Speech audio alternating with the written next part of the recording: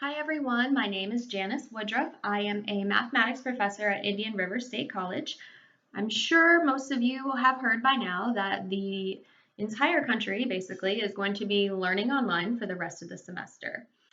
I've had some experience in this. I did have to finish my degrees online, and I've been teaching in various online platforms for a number of years now. So I wanted to give some tips and tricks to all of you guys who might be a little worried about this transition.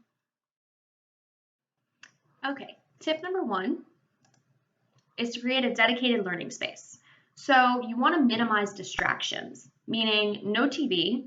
Okay, you want to try and keep your kids out as much as you can. I know that can be hard as a parent. One of the things I did was waited until my daughter went to bed. You can also utilize nap time or playtime.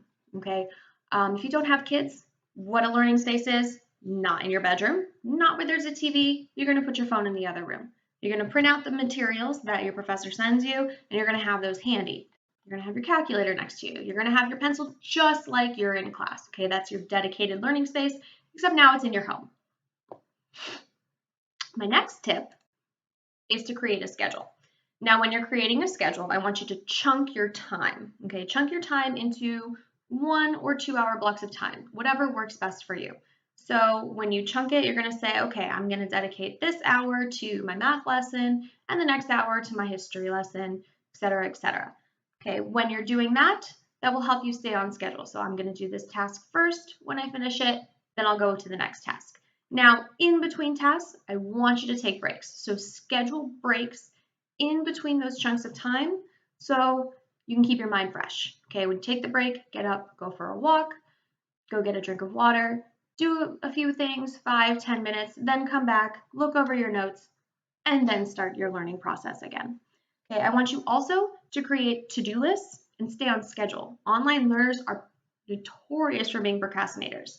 And the thing that happens is all of the assignments pile up, and then it's the last day and you have 5 or 10 assignments that you need to work on. So I want you to create a to-do list for each week and go through, check that off as you go.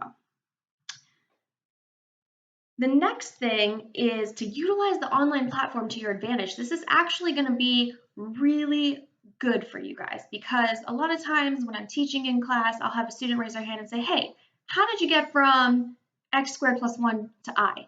And then I have to rewind and go back. But what you can actually do in this platform is you can pause the video. You can rewind it, you can go back, you can watch it again if you missed something. You can slow down the playback speed if you need it to slow down. You can speed it up if you think that it's going too slow for you. You can fast forward it if it's something that you already know. You can use the closed captioning, okay? Use the closed captioning if you have someone that's hard to understand, or maybe you just need that extra set of reading so that you can have that there for you, or maybe they mispronounce a word, something like that. Okay, utilize that online platform to your advantage. Let's say you have a practice problem, you do the practice problem, pause it, do it on your own, then play the video and go over it. So this is actually going to be a really good thing in this sense. The next thing is ask questions. Okay, so a lot of the lessons are going to be pre-recorded, which means you can't ask questions in real time. So when you do ask a question, just make sure that your questions are specific. So sometimes I'll get questions that say, hey, professor, I need help with my homework. Well, what part of it do you need help with? So it's this back and forth, an hour or two passes in between each email, and both myself and my students are getting frustrated because I'm trying to get to the bottom of the issue and they're trying to explain what they need help with. So if you want to ask a question, just make sure, hey, make a note of that. I need to ask a question. Hey, in today's lesson, you were doing a problem and you had x squared plus 1 and then you got to I. How did you do that? Okay, or I was working on homework 5, example 6, and I kept getting this answer, why? Okay, send a screenshot. Send a screenshot with the question. That way we can answer the questions to the best of our abilities and there's not this confusing back and forth where we're all getting frustrated.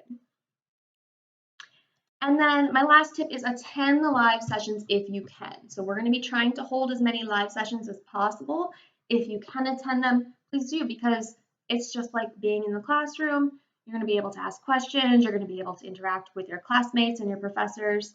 And it'll be just like being in class, except it won't, which we'll all miss each other, but this is what we have to do right now. So if you guys have any more tips, let me know. We can add them in, we can compile a list for everyone, but we are all here to support each other in this time. So let's just make this the best experience possible.